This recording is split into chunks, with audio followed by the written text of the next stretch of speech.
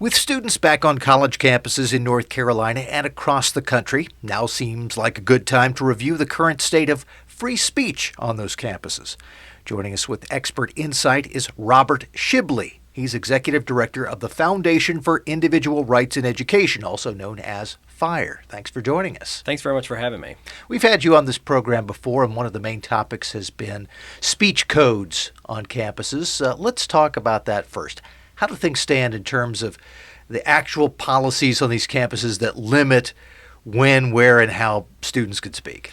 Well, the good news is that in terms of actual policies, there are fewer speech codes on campus now than there have been since we started measuring 7 or 8 years ago. In fact, for the first time last year, the number of so we rate speech codes at 440 of the largest and most prestigious universities in America, and we re-rate those every year.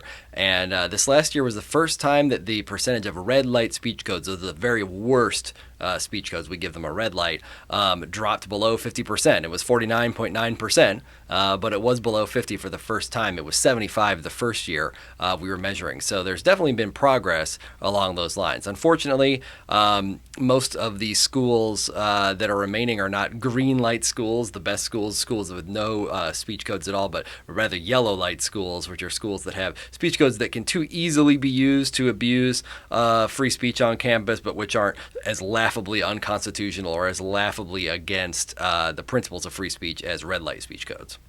The North Carolina schools compare favorably, or are we doing better or worse than the nation as a whole? North Carolina is actually doing a little bit better than the nation as a whole, and has one of the more recent conversions to green light in the University of North Carolina at Chapel Hill, which just last year became a green light school. And I think there's less than 25 of those in the nation, so that's actually a really good distinction. And we worked with UNC for a long time to get them there. I wish the rest of the system would do that too, but so far that hasn't been the case.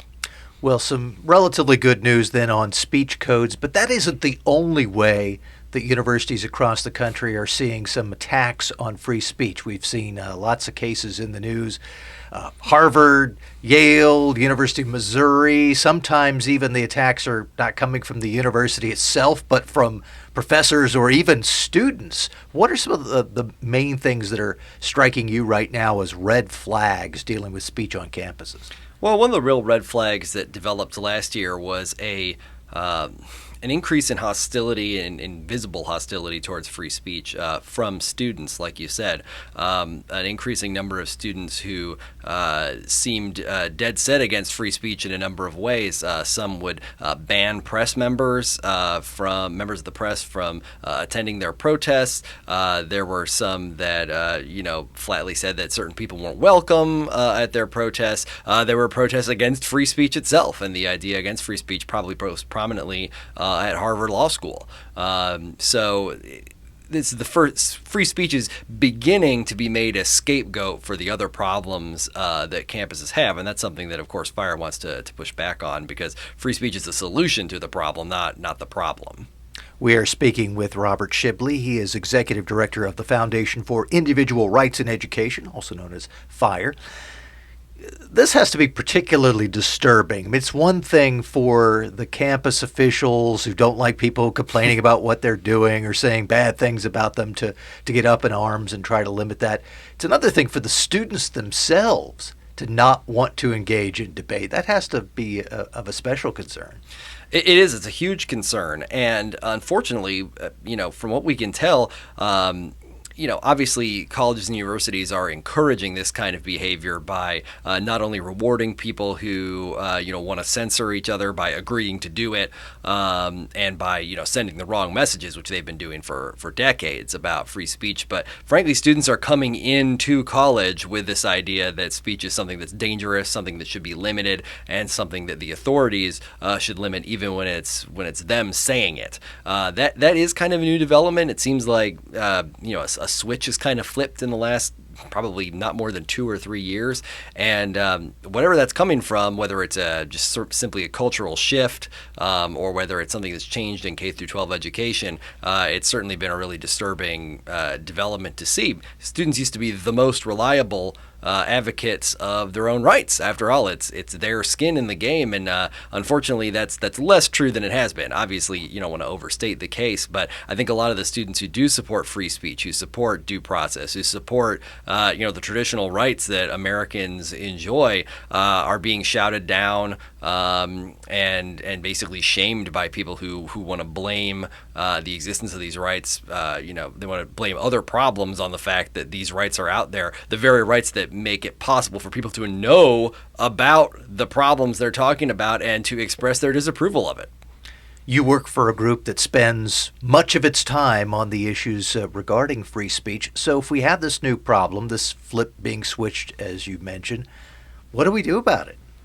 Well, one thing that FIRE is doing is we are going further towards education efforts. We want to try to reach into the K through 12 area educationally. We're not going to begin taking cases from high school students who are censored anytime soon. FIRE has always been focused on higher ed, but the fact is, if the group of people coming into higher ed don't believe in free speech, there's only so much that you can do to try to protect it, to try to defend it. So we need to be able to get to students earlier, and so we're working on ways to do that. We are also working on litigation that would help to further those goals because thankfully the court still largely supports free speech. What happens to our campuses if we lose this support for free speech? What's going to be the downside for those who are listening and going, well, that sounds bad, but hey, I'm not on a college campus. I don't have to worry about it. Well, the huge downside, and it's going to be a visible downside, is that the wheels of progress are going to grind to a stop. And I don't just mean the wheels of social progress. It's just how a lot of people think of progress. But the fact is this attitude is bleeding over into the sciences. It bleeds over into not just the social sciences, but also the hard sciences and a whole variety of different topics. You're going to start to see colleges be far less productive.